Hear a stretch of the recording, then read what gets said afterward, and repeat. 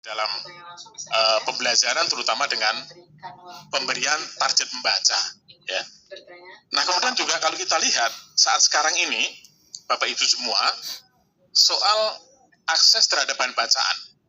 Kalau kita lihat di Indonesia, terutama dari riset yang kami lakukan juga, tidak semua kabupaten di Indonesia memiliki toko buku. Bahkan toko buku yang ada di ibu kota saja, kita melihat ada fenomena gulung tikar. Di sebelah kita ada toko buku Gunung Agung, itu sudah tutup. Gramedia yang begitu berjaya pada masa-masa yang lalu gitu ya, juga mengatakan tidak lagi sebagai toko buku, sekarang beralih menjadi toko stationery yang berbeda, ya. Nah, ini adalah soal akses ke dalam bahan bacaan.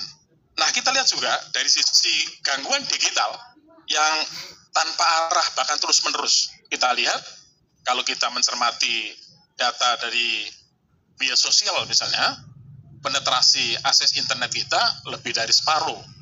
Bahkan kepemilikan smartphone di Indonesia itu 3 kali lipat dari jumlah penduduk misalnya, seperti itu. Nah, akses yang luar biasa dan perangkat digital yang jumlahnya lebih dari jumlah penduduk tanpa diimbangi dengan satu arah yang jelas, misalnya terkait dengan penguatan literasi digital, akhirnya terjerembab ke dalam penggunaan untuk hiburan semata. Nah, kemudian kalau kita lihat, saya satu lagi aspek, yaitu soal kendala ekonomi keluarga. Riset yang pernah kami lakukan di Perpustakaan Nasional, jumlah kepemilikan bahan bacaan di rumah tangga kita tidaklah menggembirakan. Jumlah kepemilikan bahan bacaan di keluarga kita itu hanya sekitar 15%. Banyak rumah tangga di Indonesia tidak memiliki bahan bacaan. Dan dengan demikian sebenarnya, kebutuhan bahan bacaan itu sangat disandarkan pada institusi pendidikan, dan yang kedua pada perpustakaan-perpustakaan.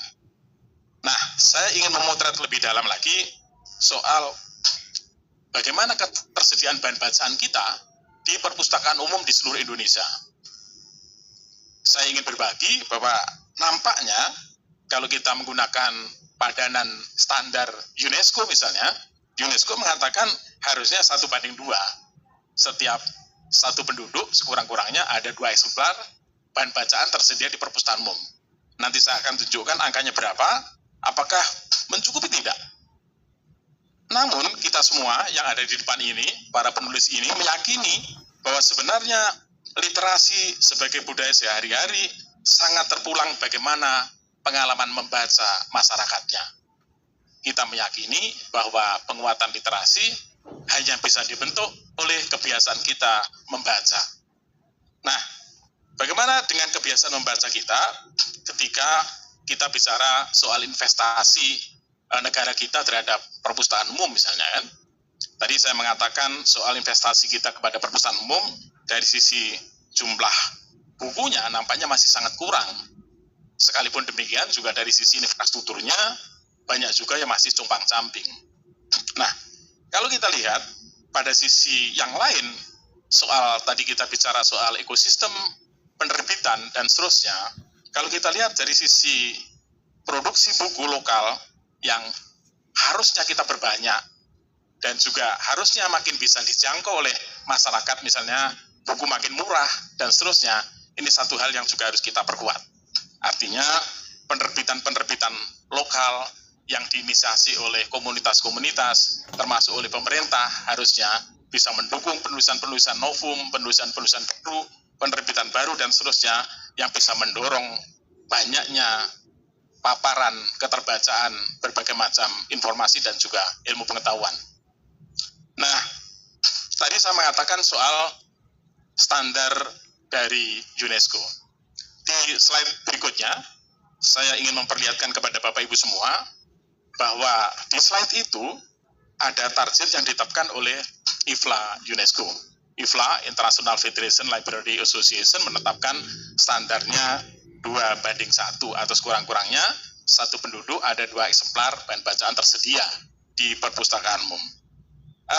Datanya sekarang realisasinya hanya 0,9:1. Artinya satu saja nggak cukup. jumlah defisit kita, bahan bacaan yang harusnya tersedia di perpustakaan umum itu adalah berapa?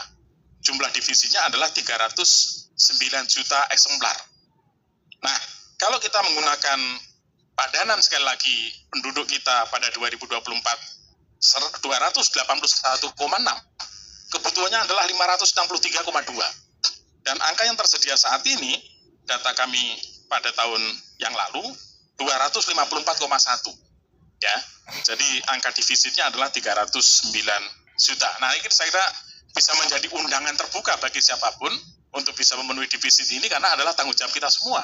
Setiap profesi, tadi juga Pak Rektor mengatakan, harusnya buku-buku di institusi pendidikan juga disusun oleh para guru misalnya. Seperti itu. Nah, jadi adalah undangan terbuka. Nah, kemudian juga kalau kita lihat di sebelah kanan bawah grafik ini, kita bisa melihat bahwa jumlah perpustakaan kita banyak. Ada 219.415 perpustakaan. Nah, paling banyak itu adalah perpustakaan sekolah, ya dari level SD, SMP, SMA gitu ya. Nah, jumlahnya adalah 155.903. Itu identik dengan 71,5% dari total perpustakaan yang ada di Indonesia. Nah, dan perpustakaan-perpustakaan yang lain. Tetapi Bapak Ibu, terkait dengan literasi, ada persoalan di sana. Mengapa? Dari 219.000, density-nya tidak merata. Perpustakaan ini banyakkan tersebar di wilayah barat. Ke tengah, ke timur, density-nya makin berkurang. Artinya kalau perpustakaan itu sebagai representasi sumber pengetahuan dan layanan pengetahuan, wilayah barat lebih makmur gitu ya. Wilayah timur makin defisit, makin berkurang. Nah, ada persoalan yang lain, yaitu dari sisi kesesuaian dengan standar nasional perpustakaan. Karena ketika kita bicara standar nasional perpustakaan, salah satu indikatornya adalah koleksi. Dan tadi saya mengatakan bahwa dominasi kita adalah perpustakaan sekolah. Tetapi sayangnya, dari perpustakaan sekolah yang mendominasi, yang jumlahnya 155.903 itu, yang sesuai dengan standar, angkanya tidak lebih dari 2%. Jadi banyak perpustakaan sekolah di Indonesia yang tidak sesuai dengan standar nasional perpustakaan. Itu problemnya. Sehingga mereka juga tidak memiliki buku yang cukup bisa mengagregat untuk memperkuat budaya baca siswa. Karena kebanyakan didominasi oleh buku-buku paket gitu kan ya. Nah, ini persoalannya. Saya perlihatkan di slide berikutnya, biar Bapak Ibu juga bisa melihat perbandingannya dari waktu ke waktu. Nah, saya menggunakan hasil risetnya PISA. Kita tahu PISA adalah program International Student Assessment. Apa yang di-assessment? Ada 3 variabel, yaitu matematika, sains, dan membaca. Bagaimana angka membaca kita yang sebenarnya juga bisa mendorong matematika dan sains itu bisa meningkat. Kita lihat, dari tahun 2009, kita masuk ke dalam OECD. OECD adalah kerjasama negara-negara dalam bidang ekonomi, dan kita masuk dalamnya pada tahun 2000, gitu ya. Dan kalau kita lihat, dari 2009 gitu ya, kemudian sampai tahun 2022, terakhir kemarin 2022, angka membaca kita itu menurun. Bahkan Bapak Ibu bisa membandingkan gitu ya, di 2009 itu sempat 402. Sekarang di 2022, kita hanya 359. Begitu. Ya, saya tidak mengecilkan peran pandemi COVID ya. Pandemi COVID memang juga memberikan dampak, tetapi sebenarnya pandemi COVID juga bisa mendorong terutama di dalam akses membaca konten digital, terutama konten digital terkait dengan masalah edukasi. Nah, di slide berikutnya, saya ingin membagi juga pengalaman negara yang maju yang tinggi literasinya. Ini adalah negara Swedia. Kita tahu Swedia di dalam angka PISA pun juga menduduki peringkat tertinggi gitu ya. Nah, ada satu fenomena yang menarik. Secara tataran global, Swedia ini bertengger di peringkat atas di dalam literasi masyarakatnya. Tetapi belakangan Swedia juga menyadari bahwa ada kemenurunan gitu ya, ada kecenderungan menurun gitu terkait dengan literasi membaca dan juga literasi generasi mudanya, terutama generasi Z. Ini indikasinya dilakukan oleh Kementerian Pendidikan Swedia. Dan terhadap hal itu, Swedia kemudian membuat kebijakan untuk kepada siswa dan masyarakatnya kembali membaca dalam bentuk teks, kembali menulis menggunakan tulisan tangan, handwriting. Nah, ini saya kira juga satu kecenderungan yang menarik, dan dia mengatakan bahwa setelah terbiasa membaca, memilih, dan memilah informasi dari teks cetak, serta bertanya kepada guru, murid-murid belajar menerapkannya di dunia digital, karena ini bisa memberikan landasan yang kuat di dalam memastikan soal bahwa informasi di dunia maya, di internet itu tidak selamanya benar. Tadi Ibu Siti, Prof. Komarudin juga mengatakan banyak sekali yang hoax, karena informasinya tidak terkurasi, tidak tervalidasi, gitu ya. Nah, ini problemnya. Dan kadang-kadang informasi ini dibuat oleh para buzzer, ya, pendengung gitu ya. Bahkan ada juga kalanya buzzer RP gitu ya. Tahu kan ya? Buzzer yang dibayar gitu ya. Nah, seperti itu. Nah, celakanya para buzzer ini banyak followernya, banyak pengikutnya, dan seringkali kita juga mengamini, mengatakan oh itu benar gitu ya. Nah, ini yang bahaya gitu ya. Nah, terhadap persoalan itu, bahwa di negara Swedia mengatakan bahwa mendidik anak-anak mengenai informasi yang akurat tetaplah harus dari buku ataupun teks-teks cetak lainnya. Ya, ini saya kira pembelajaran kita ke negara Swedia. Nah, di slide berikutnya saya juga ingin berbagi soal bagaimana membaca saat kanak-kanak itu menjadi satu momentum yang sangat penting di dalam membentuk budaya baca dan kecakapan literasi kita. Nah, dalam banyak riset yang termasuk juga riset terbaru, anak-anak yang mulai membaca untuk kesenangan sejak dini cenderung tampil lebih baik di dalam tes yang sifatnya kognitif. Ada juga riset yang lain yang saya kutip, misalnya dari Institute of Science and Technology, ini mengatakan bahwa membaca adalah keterampilan yang diajarkan dan diperoleh serta dikembangkan melalui pembelajaran eksplisit dari waktu ke waktu. Dan dikatakan juga misalnya dari Universitas Cambridge mengatakan bahwa membaca menemukan bukti bahwa secara signifikan ini sangat penting di dalam perkembangan pada anak-anak, meningkatkan kognisi, kesehatan mental, struktur otak mereka, dan seterusnya. Dan di slide berikutnya saya juga memberikan satu gambaran gitu ya, bahwa ada satu fenomena. Fenomena saat ini orang menghabiskan waktu, kalau saya kembali misalnya dalam media sosial itu, orang Indonesia banyak menghabiskan waktu di internet, dan kebanyakan internetnya menggunakan media smartphone atau ponsel gitu ya, dan kebanyakan mengakses sosial media. Nah, waktunya dihabiskan untuk scrolling, memindai dan memutar gitu ya, menggulir istilahnya, menggulir hal-hal yang remeh-temeh mungkin juga nggak perlu. Nah, sehingga timbul satu istilah ini diperkenalkan oleh satu riset gitu ya, namanya brain rot gitu ya, brain rot, atau istilahnya fenomena brain rot ya. Ini jadi satu kemerosotan yang diduga terjadi karena kondisi mental atau intelektual seseorang sebagai akibat dari konsumsi berlebihan gitu ya, konsumsi berlebihan terhadap materi daring yang remeh dan juga dangkal ya. Nah, kemudian juga kalau kita lihat dari satu riset yang dilakukan oleh Carnegie Mellon University termasuk juga Microsoft Research Cambridge gitu, mengatakan bahwa ini soal penggunaan AI atau akal imitasi. Hasil riset menunjukkan bahwa ketergantungan berlebihan terhadap AI bisa berdampak buruk terhadap kemampuan berpikir kritis dan juga memecahkan masalah penggunanya.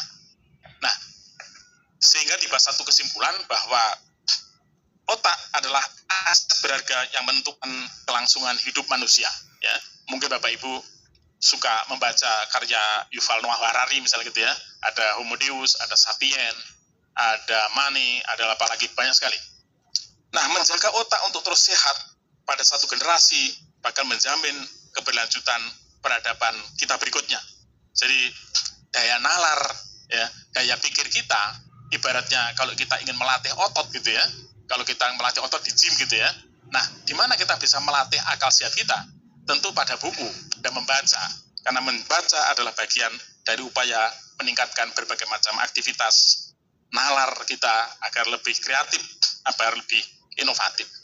Nah, ini adalah satu gambaran Bapak Ibu bisa lihat, yaitu namanya neuroplastisitas. Neuroplastisitas. Ini adalah bagaimana membaca, membentuk ulang otak manusia. Jadi proses membaca itu seperti kalau kita membaca sebuah sawah atau menakik sebuah pohon gitu ya. Itu adalah satu model untuk bisa memproses secara visual, auditori, mengubah struktur otak, memproses bahasa yang berbeda, dan juga menghadapi tantangan kognitif di era digital. Jadi membaca adalah kemampuan yang dipelajari, bukan dialami. Karena otak tidak lahir dengan kemampuan membaca, melainkan memodifikasi sirkuit penglihatan, pendengaran, dan juga perhatian. Jadi ada aktivitas yang berkaitan dengan membaca, kemudian juga aktivitas dan konektivitas secara keseluruhan. Nah, terkait dengan dampak era digital, ini yang juga tadi berulang-ulang saya kira juga didengungkan di sini. Dampak era digital dan juga pentingnya deep reading kalau kita lihat adalah soal bahayanya skimming dan juga media digital. Jadi membaca di layar ponsel memicu kebiasaan memindai cepat yang melemahkan analisis kritis dan juga pemikiran yang sifatnya mendalam. Nah, dampaknya Bapak Ibu kalau kita bandingkan dengan yang membaca secara fisik gitu ya.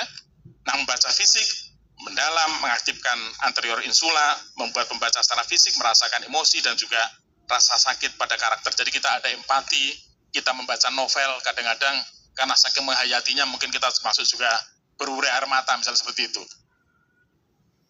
Nah, saya ingin membagi lagi data yang lain di slide berikutnya adalah soal pentingnya memulai literasi dari keluarga.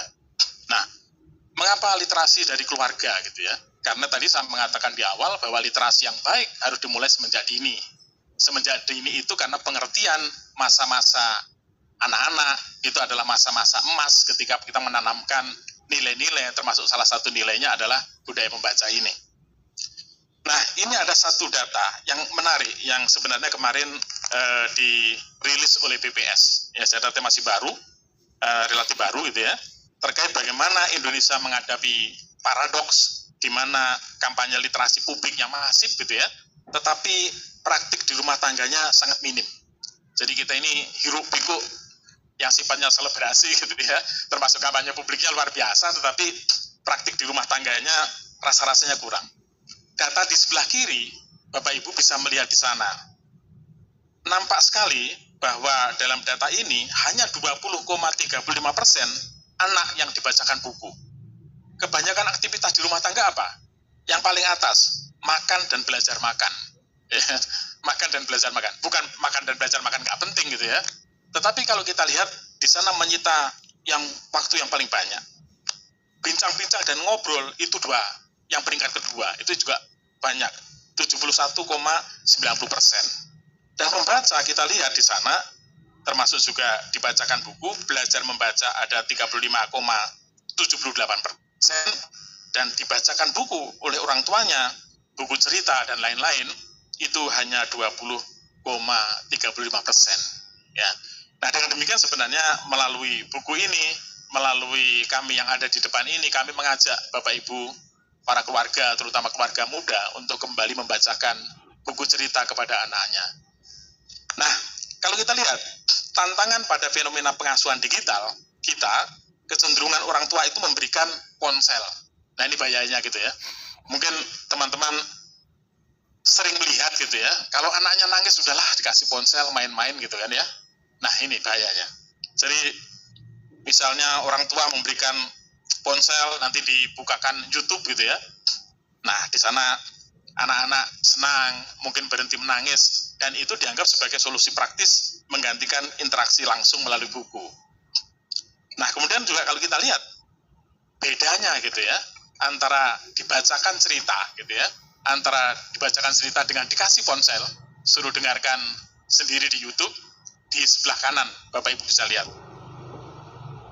Dampak keunggulan dari dibacakan cerita itu adalah ada 1,4 juta kosakata baru yang bisa diserap oleh anak-anak. 1,4 juta, bayangkan. yang tidak bisa diserap ketika anak-anak itu hanya menikmati YouTube di ponsel. Ya, kita gambaran yang kiri ini adalah yang tanpa stimulasi buku, tadi yang dikasih HP udah main-main HP aja lah gitu ya. Nah, yang kanan adalah yang dibacakan buku. Bedanya di sini. Kita lihat di sebelah kanan itu gitu ya, dendrogramnya kelihatan lebih besar karena ada 1,4 juta kosakata baru dari bacakan buku setiap hari kepada anak-anak. Oke. Nah, kemudian giliran berikutnya, karena dari tadi kita mendengarkan soal generasi milenial, generasi Z, generasi alpha dan seterusnya yang berbeda, saya akan mengungkapkan sedikit terkait dengan perbedaan demografi pada membaca generasi milenial, generasi Z, dan juga generasi alpha. Nah, saya akan memulai dari generasi Z. Generasi Z, Bapak Ibu semua, mereka yang dilahirkan pada rentang usia yang relatif ketika teknologi digital ini sudah sangat mapan. Nah, istilah ini diperkenalkan pertama kali oleh Bruce Horowitz di USA Today, dan mereka ini di dalam penggunaan perangkat digital, rentang perhatiannya itu 8 detik, cepat sekali. Nah, cepat sekali. Dan mereka ini menggunakan teknologi sebagai lingkungan hidup, ya. Tanpa transisi analog mereka nggak kenal. Kalau seusia saya, nggak tahu seusia Pak Joko Nugroho atau Pak Antoni, dulu masih sempat kali ya kita kenal mesin ketik gitu ya, atau telepon yang pakai diputer gitu kan. Nah, mereka nggak lagi. Ya, mereka ini taunya sudah smartphone. Nah, kalau kita lihat generasi Z ini seperti apa? Kita lihat di slide berikutnya, paradoksnya seperti apa? Di slide berikutnya, nah, mereka ini, generasi Z, ini leading. Mereka memimpin di dalam membaca secara digital. Bandingkan dengan generasi yang lain gitu ya. Generasi milenial, generasi X, apalagi generasi kolonial gitu ya. Pasti beda. Nah, mereka ini membaca dalam bentuk digital itu lebih unggul 26% ya dibanding generasi yang lain. Tetapi uniknya mereka juga memilih bacaan-bacaan secara fisik seperti misalnya buku itu besarnya 73,4%. Jadi keterpaparan terhadap buku-buku itu mereka masih cukup tinggi. Dan satu lagi yang menurut saya menarik, dari sisi buku sebagai simbol status atau estetika, mereka menganggap membaca buku itu keren, bagian dari gaya hidup. Ya, nah dari sisi filter kognitifnya mereka cepat sekali, karena tadi kan memindai dalam waktu 8 detik. Kalau 3 detik pertama itu nggak menarik, mereka langsung skipping, langsung loncat ke informasi selanjutnya. Makanya titik penting yang sangat krusial kepada generasi ini adalah 3 detik pertama, bagaimana kita menyedot perhatian mereka. Kalau lewat dari 3 detik, lewat mereka, karena cepat sekali. Dan pola bacanya itu seperti F. Dia heading ke heading, baca judul gitu ya. Kemudian di bawahnya subheadingnya, kemudian kata kunci. Itu aja. Kalau nggak menemukan judul atau subjudul dan kata kunci yang menarik, dia akan langsung skipping.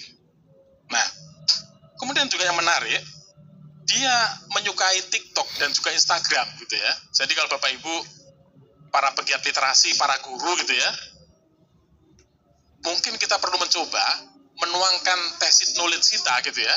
Buku-buku ini mungkin masih kuno ya dalam bentuk buku, tetapi ke depan mungkin kita tuangkan ilmu-ilmu itu, pengalaman itu, narasi itu ke dalam bentuk multimedia.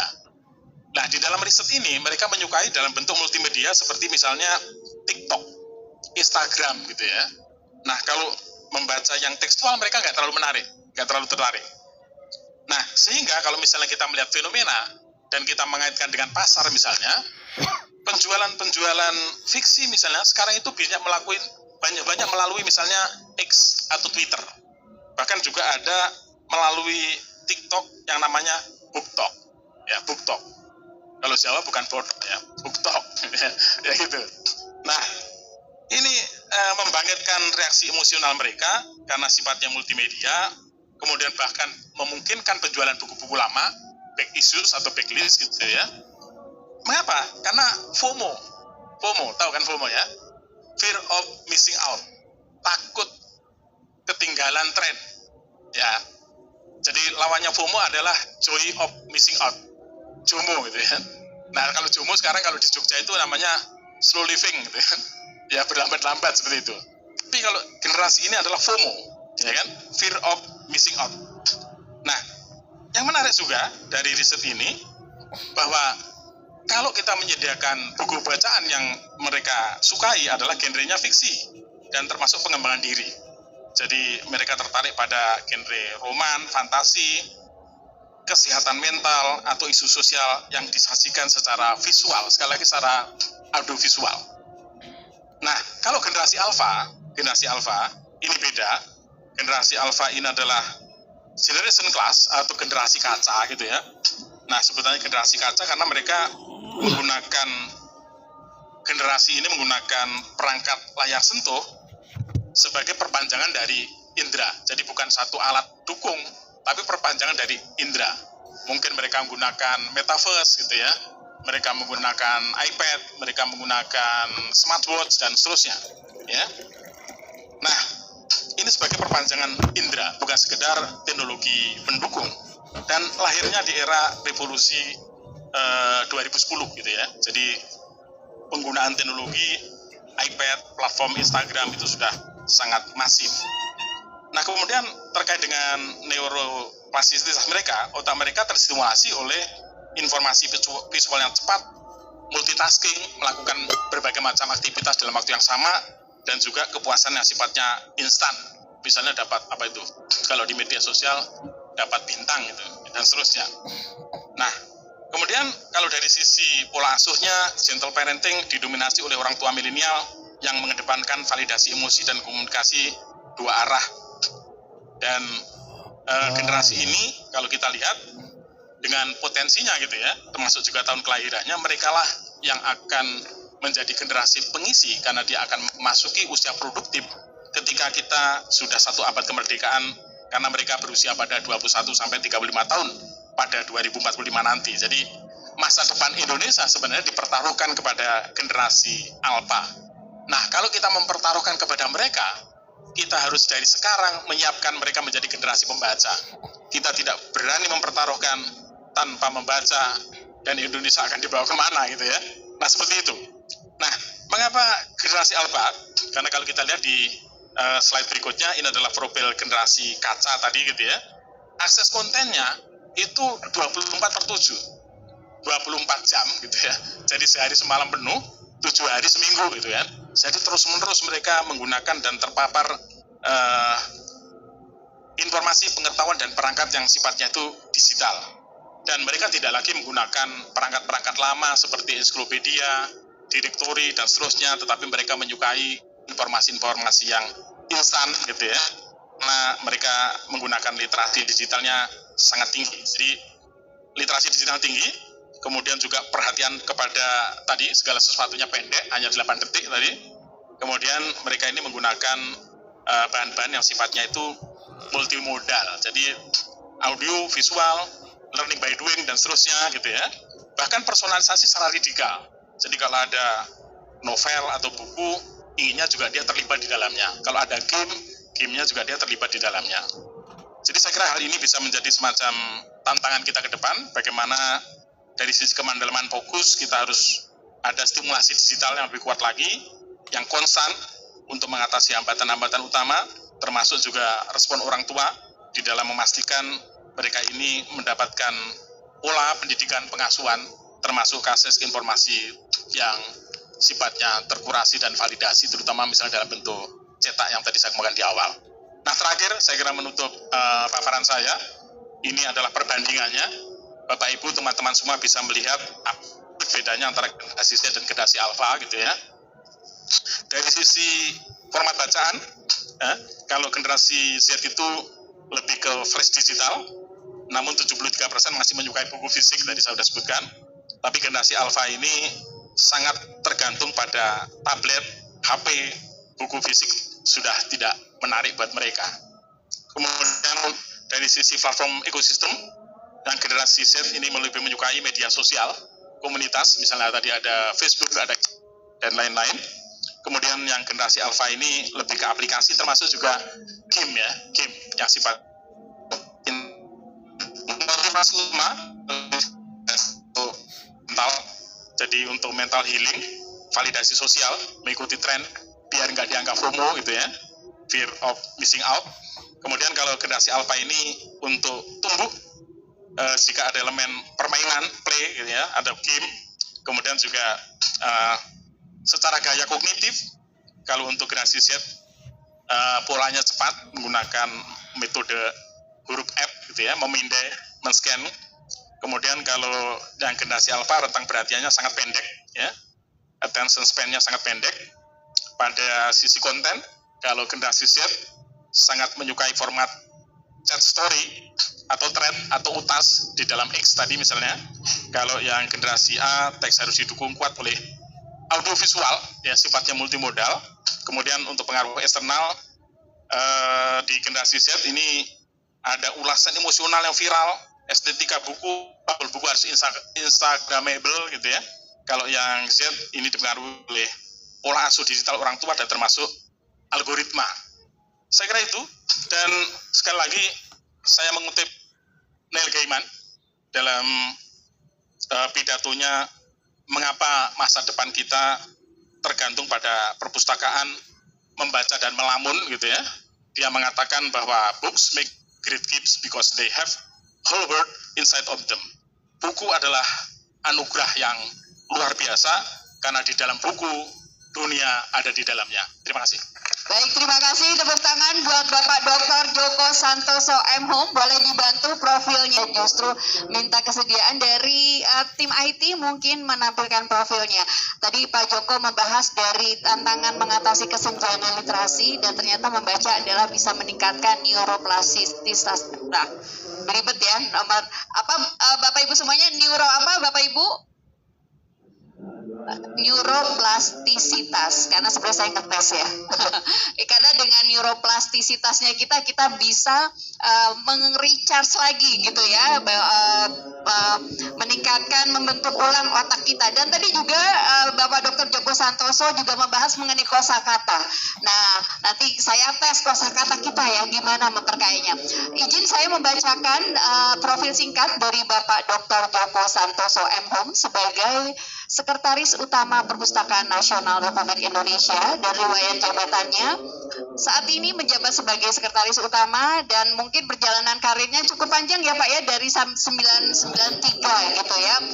Oke, dan organisasinya saya membahasanya di saat ini aja ini juga luar biasa kegiatan organisasinya, tapi sekarang sebagai Ketua Umum Ikatan Pustakawan Indonesia.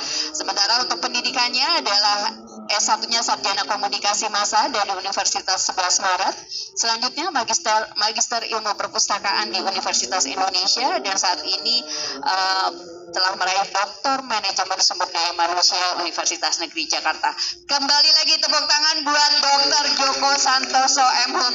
Tadi membahas mengenai kosakata, boleh Bapak Ibu pustakawan yang hobi membaca buku dari huruf A sampai huruf Z itu yang banyak kata positifnya adalah huruf S. Boleh disebutkan banyak-banyak kata-kata yang terkait huruf S apa aja? Sukses, sehat, selamat, apalagi Bapak Ibu semuanya? Apalagi? Apalagi? Apalagi? Apalagi? Banyak sekali, tapi jangan sampai Bapak Ibu kebanyakan huruf L ya, karena huruf L itu adalah kosakata yang paling banyak. Kata negatifnya apa L-nya? Letih, lemah, lesu, loyo, lemot ya. Pastikan semuanya harus banyak huruf S ya. Oke, baik Bapak Ibu semuanya, simpan pertanyaannya, jangan pergi dulu, pastikan Bapak Ibu sampai akhir karena nanti akan banyak pembahasan berikutnya, dan pastikan juga Bapak kalau sampai akhir baru dapat bukunya. Kalau nggak dapat berarti mohon dimaafkan gitu ya. Jadi pastikan sampai akhir. Dan saat ini selanjutnya saya minta kesediaan dari Associate Professor Institut Setiami dengan Bapak Dr. Antoni